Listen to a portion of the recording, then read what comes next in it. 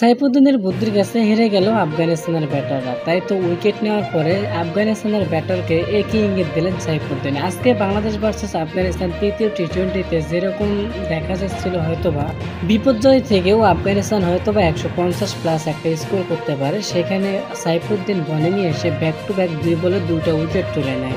বিশেষ করে সবচেয়ে বড় উইকেটটা ছিল ওমরজাই আসার পরে কিন্তু সাইফুদ্দিনের বলে পুল করতে গিয়ে ডাক মেরে আউট হয়ে যায় এবং তাতেই সাইফুদ্দিনের জন্য অন্যরকম একটা ভেলকে দেখা যায়। মানে সাইফুদ্দিন ওমরজাইকে আউট করে মনে করছিল যে মাথা দিয়ে বলটা করা হয়েছে, অর্থাৎ ব্রেন দিয়ে বলটা করা হয়েছে। সাইফুদ্দিন বলতে চাচ্ছিল যে তুমি কিরকম বল খেলতে পারো সেটা আমি ভালো করে জানি, তাই তো আমি তোমাকে ওরকম বলে দিয়েছি যেন তুমি খেলতে না পারো, তারপরও টেবিলে তুমি চলে যাও। আজকে বাংলাদেশের বোলিং পারফরমেন্স ছিল অসাধারণ। যেরকম সাইফুদ্দিন নিয়েছে 3 উইকেট, তানজিদ হাসান সাকিব নিয়েছে 2 উইকেট, রিশাদ হোসেন নিয়েছেন 2 উইকেট। প্রথম ম্যাচে আফগানিস্তান রান করেছে 152, দ্বিতীয় ম্যাচে রান করেছে 147 এবং আজকে রান করেছে 143। হয়তো বাংলাদেশ এই রানটা অনেক সহজভাবেই টপকে যাবে। কিন্তু কথা হচ্ছে এশিয়া কাপে এত ভালো বোলিং পারফরমেন্স কোথায় লুকিয়েছিল, নাকি শারজাহ মাঠের জন্যই বাংলাদেশের বলাররা এত সুবিধা পাচ্ছে?